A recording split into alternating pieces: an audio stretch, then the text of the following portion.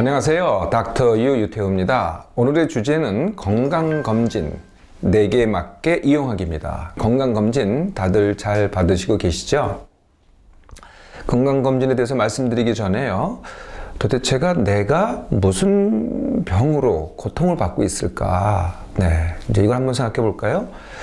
우리가 이제 병원에 가면은요, 많은 사람들이 병으로 병실에 누워 있습니다. 이게 이제 병원에만 가면은 굉장히 많으니까 이게 굉장히 많은 수 같잖아요. 그런데 국민 전체 5천만 명에 비하면은요, 병원에 누워 있는 사람의 숫자는요, 굉장히 적은 숫자입니다, 사실은. 그게 이제 병이라고 하는 것으로 우리가 병원에 누워 있는 숫자는 굉장히 작다. 그런데 병원에 누워 있지 않은데요, 고통이 많은 사람들이 굉장히 많습니다. 고통 많이 겪는 사람들이. 제일 많이 흔한 게 뭐냐면은 통증과 기능장애입니다. 여기저기 아파요. 병은 병인데 주로 통증이죠. 또 머리 아프다, 뒷목 아프다, 배 아프다, 허리 아프다, 다리 아프다, 어깨 아프다, 이렇게 온몸이 아프다, 근육이 아프다. 이게 통증이죠. 기능장애, 잠 못 잔다, 소화 안 된다, 소변 자주 마렵다, 피로하다, 저항력이 떨어졌다, 이런 것들이 기능장애죠. 죽는 병은 아닙니다, 물론. 그런데 고통을 엄청나게 겪는 그런 병들이죠. 이것뿐일까요? 요즘 이제 정말 비만자가 굉장히 늘었습니다. 거의 이제 국민의 50%를 상회할 정도가 되는데요. 이 비만도 병을 일으킵니다. 고혈압, 당뇨, 콜레스테롤, 암의 원인이죠. 근데 그 비만 자체가 또 외모에 문제가 있기 때문에 이게 또 스트레스가 되고 이거에 문제시 되는 사람들이 굉장히 많다는 거죠. 이것도 굉장히 흔한 문제고요. 요즘은요, 정신병 하면은 몇 명 안 됐잖아요. 정신병은 지금도 몇 명 안 됩니다. 근데 다들 뭔가의 마음의 병을 갖고 있어요. 그게 화가 됐던, 불안이 됐던, 우울이 됐던, 분노가 됐던, 충동이 됐던, 굉장히 많은 사람들이 마음의 병으로 고통을 받고 있고요. 또 그냥 스트레스라고 일컫는 것들 때문에 또 많은 고통을 받고 있습니다. 청소년들도요, 이건 건강검진에 나타나는 병들이 아니고요. 청소년들이 굉장히 많은 병을 또 앓고 있고요. 그래서 사실 우리가 이제 건강검진 말씀드리겠습니다만은 건강검진의 대상이 되는 병은 사실은 적은 병이다. 우리가 고통받는 병은 건강검진의 대상이 되지 않는다는 거죠.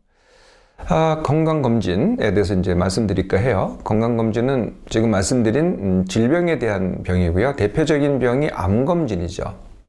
암은요, 증세가 없을 때 진단해야만 됩니다.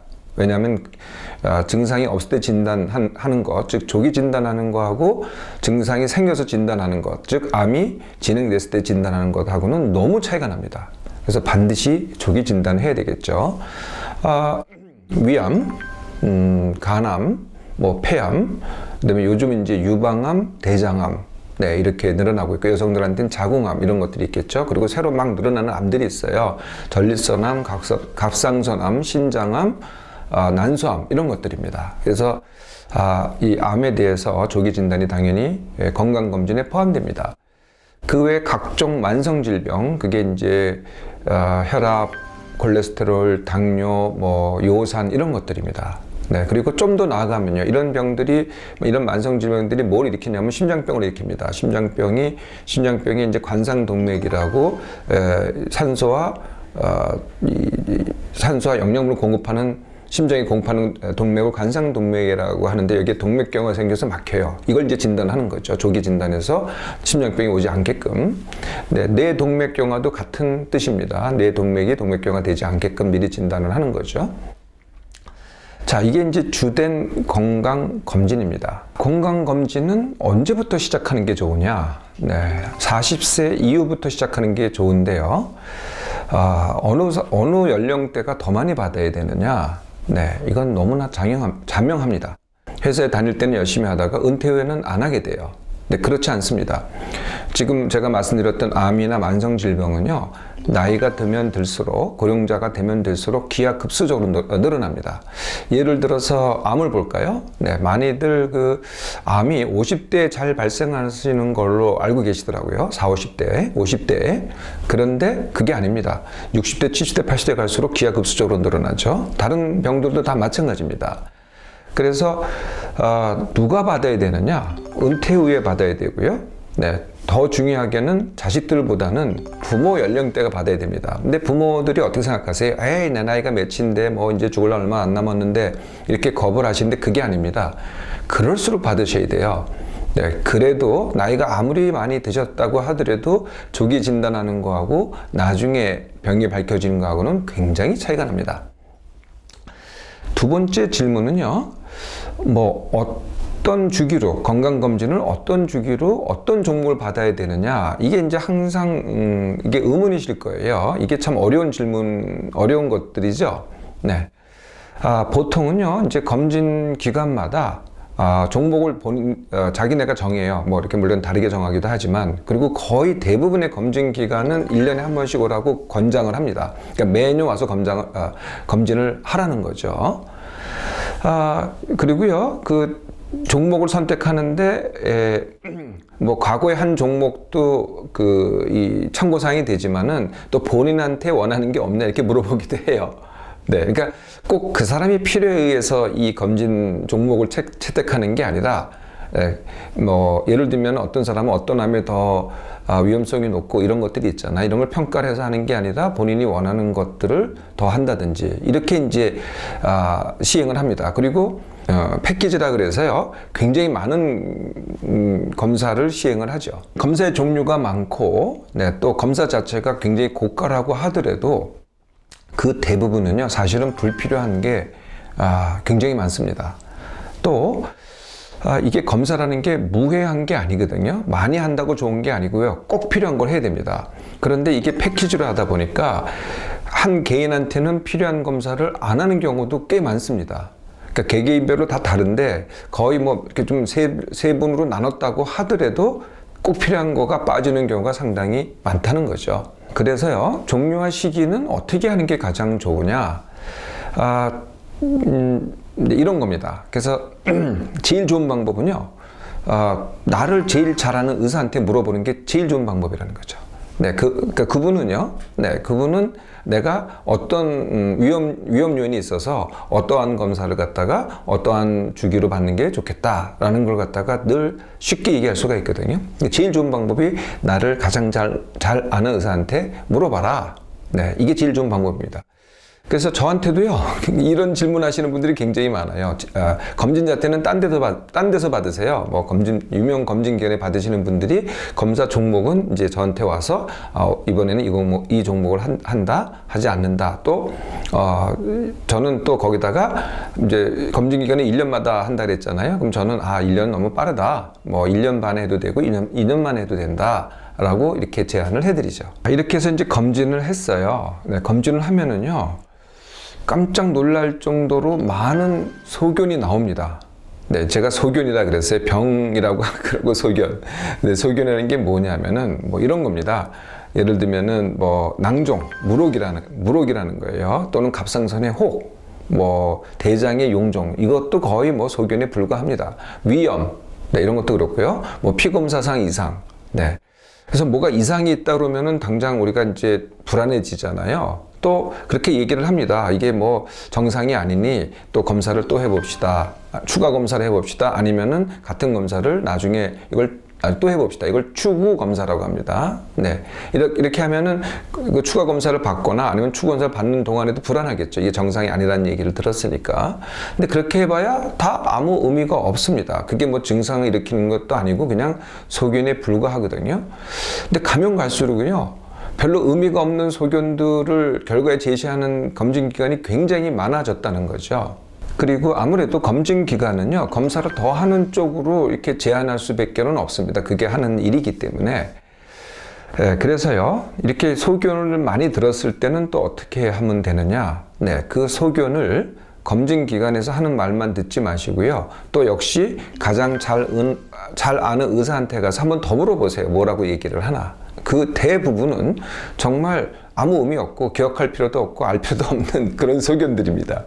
네, 그래서 한 번 더, 네, 그냥 검진 기관에서 얘기하는 것만 다 따르지 마시고요. 일단 가장 가장 잘 아는 의사한테 한 번 더 물어보시는 것이 좋습니다. 모두에 말씀드렸지만은, 건강검진은 우리가 뭐 질병, 이게 되게 이제 신체적인 병인데 여기에만 맞춰져 있지 고통에는 거의 다 진단하지 못합니다.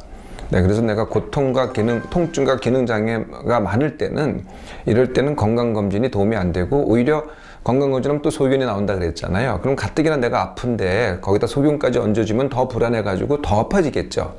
네, 이럴 때는 건강검진이 답이 아니라는 겁니다. 건강검진을 이렇게도 이용하더라고요. 건강검진을 과거에는 종합검진, 아마 요새도 그렇게 부를 것 같은데요. 그래서 되게 이제 어디가 아프면은, 한 군데가 아프면 어느 과 이렇게 할 수가 있는데 여기저기가 다 아파요. 그럴 때 이제 종합검진을 받는 게 좋겠다. 이렇게들 생각하셔서 종합검진을 받는데 그것도 아닙니다. 여기저기 아플 때는 대개가 다 통증 아니면 기능장애거든요. 예, 이게 여기저기 아플 때가 그렇습니다. 그러니까 어느 한 장기 자체가 다 고장난 게 아니라 전체적으로 보면 통증과 기능장애이기 때문에 여기저기 아플 때도 종합검진을 받는 게 적절한 답이 아니라는 거죠. 건강검진에 대해서 또 하나 아실 게 있어요. 되게 많은 분들이 이제 건강검진을 소견을 듣고서 정상이라는 판정을 받습니다. 괜찮다고요. 아무 문제 없다고요. 그렇다고 건강한 게 전혀 아닙니다. 그게 왜 그러냐면요. 건강검진은요, 사실은 엄밀한 의미에서는 건강을 진단한 게 아닙니다. 질병을 검진을 한 거죠. 그러니까 질병 검진이라고 해야 맞습니다. 그러니까 질병이 없다고 내가 건강한 게 아니잖아요. 네. 그러니까 질병 없다고 건강하다고 생각하지 마시라는 거죠. 건강검진이 잘 하지 못하는 게 또 하나가 있습니다. 예, 뭐냐면은 검진이라는 것은 현재 나에 대해서 검진을 했는데 나의 과거부터 현재를 검진을 하는 겁니다. 나의 현재부터 미래를 갖다가 예측하지 못하거든요. 그러니까 현재 이상이 없다는 거지 미래 이상이 없다는 거는 건강검진에서 거의 나와 있지가 않습니다. 그래서요, 건강검진 자체가 그렇습니다. 그래서 항상 그렇게 들어왔기 때문에 어떤 분들은 건강이라는 것은 이렇게 과거만 보면 되는 거구나. 네, 이렇게 생각을 하시는 분들이 꽤 있으시더라고요. 그냥 오늘 괜찮으면 괜찮은 거지, 괜찮으니까 미래도 괜찮다, 이렇게 단정을 지으시는 경우가 많더라고요. 근데 이거는 자명하잖아요. 그렇지 않다는 것을. 뭐 예를 들면 회사를 예를 들어 보세요. 뭐 회사가 과거에 잘 됐다고 미래에 잘 되는 거 아니잖아요. 과거에 못 됐다고 미래에 못 되는 게 아니죠. 과거는 과거고 그걸 살려서 미래에 잘 되고자 하는 거죠. 건강도 똑같다는 거거든요. 네. 그러니까 여지껏 괜찮다고 앞으로 괜찮은 게 아닙니다. 내가 괜찮게 해야 괜찮은 거죠. 또 이런 분도 계시더라고요. 네. 이제 지난번에 괜찮다고 얘기 들으셨어요. 그런데 뭔가 좀 캥기긴 하는데, 네, 술도 마시고, 뭐, 담배도 피고, 뭐, 하여튼, 뭐, 식습관도 나쁘고 이러다가 건강검진이 이제 얼마 안 남았잖아요. 그럼 그때부터 술도 조심하고 운동도 좀 하고 식습관도 제때 먹고 뭐 이렇게 합니다. 그러면 또 검진에 이상이 없다고 나와요. 그러면 또 원래 하던 대로 그대로 해요. 네, 이런 분도 계시더라고요. 또 이런 분도 계세요. 이 건강검진 기록 갖다가 차곡차곡 쌓아놓는 거예요. 뭐 5년 전서부터 5년 전, 4년 전, 3년 전 이렇게. 네, 그리고 그 추이를 이제 보려고 쌓아놓는데요. 이것도 정말 의미가 없습니다. 네, 이게 써놓지 마세요. 그러니까 건강검진은 지금 왜 내 현재 질병이 있냐 없냐를 검진하면 됐지, 과거부터 뭐 기록을 갖고 있다고 그게 그렇게 도움되지가 않습니다. 왜냐하면 미래를 봐야 되니까. 그래도 뭐 현재가 그렇다고 하더라도 현재 검진을 받고서 그래도 내가 내 몸의 미래를 할 수 있는 방법이 있습니다. 그게 어떤 방법이냐면요. 이제 검진 결과를 받아보세요. 상당히 이제 두껍게 주잖아요. 근데 그게 세 부분으로 나눠져 있어요. 그 세 부분에 뭐냐면은 이 검사 결과 그 자체 굉장히 많죠. 뭐 종목도 많고 검사 결과 그 자체 이게 하나가 있고요. 두 번째 종합 판정이라는 게 있어요. 그 검사 결과를 모아서 무슨 병이다 이런 게 있고요. 세 번째가 주의사항이 있습니다. 주의사항 또는 지시사항 이렇게 해라. 네, 이런 게 있거든요. 이 세 가지 중에서 보통은 검사 결과하고 판정만 보시더라고요. 근데 이 검사 결과 판정은 말씀드린 과거부터 현재입니다. 그럼 미래는 뭐냐? 그 지시사항이 바로 미래라는 거죠. 근데 그 지시사항을 보면요, 누구나 다 안다고 생각을 하세요. 네, 그래서 그냥 무시를 하고 원래 하던 대로 하시더라고요. 그런데 내 미래를 결정하는 거는 바로 그 지시사항입니다. 그 지시사항을 어떻게 하든지 하나라도 해보든지 아니면 해볼 수 있는 방법을 찾는 것이야말로 내 몸의 미래를 보장하는 방법이 되는 거죠. 건강검진은요, 한 번에 여러 병을 진단하는 편리성도 있고요. 그리고 감춰진 질병을 진단하는 장점이 있습니다. 그럼에도 불구하고요, 건강검진을 가장 잘 내게 맞게 이용하는 방법은요, 검진기관의 권고에 따르는 게 아니고요, 나를 잘 아는 의사와 상의하는 것이 가장 좋은 방법입니다.